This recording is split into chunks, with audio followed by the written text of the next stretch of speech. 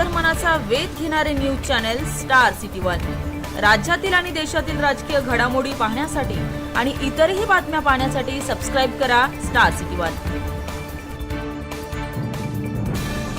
बघा, हे कालपासून जोरात अफवा चाललेल्या आहेत की राष्ट्रवादी काँग्रेस अजित पवार गटाचे एक नेते, प्रमुख नेते छगनजी भुजबळ हे शिवसेनेच्या वाटेवर आहेत। आता ही कोणत्या वाटेने येत आहे त्या वाट का आम्हाला दिसली नाही। छगन भुजबळ हे एकेकाळी शिवसेनेमध्ये होते, त्याला एक कालखंड लोटला, एक जमाना लोटला। छगन भुजबळ त्यानंतर काँग्रेस पक्षात गेले।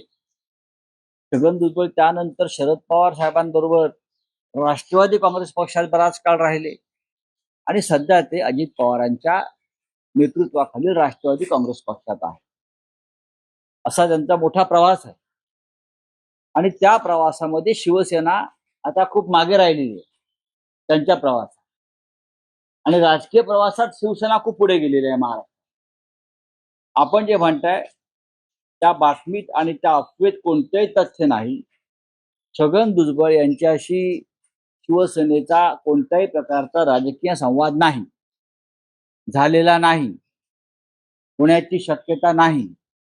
कारण तरी आता स्वतःचा एक मार्ग निवडलेला आहे, त्यांच्या काही भूमिका आहेत, त्या भूमिकांशी शिवसेनेचा भूमिका मेळ खाणार नाही, हा पहिला प्रश्न।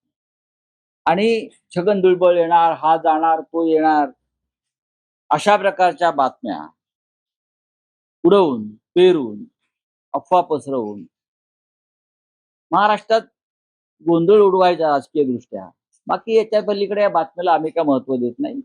छगन भुजबळ यांना आमच्याकडून कोणी भेटलेलं नाही। छगन भुजबळ यांना शिवसेनेचा कोणताही नेता भेटलेला नाही, चर्चा झालेली नाही, चर्चा होणार नाही।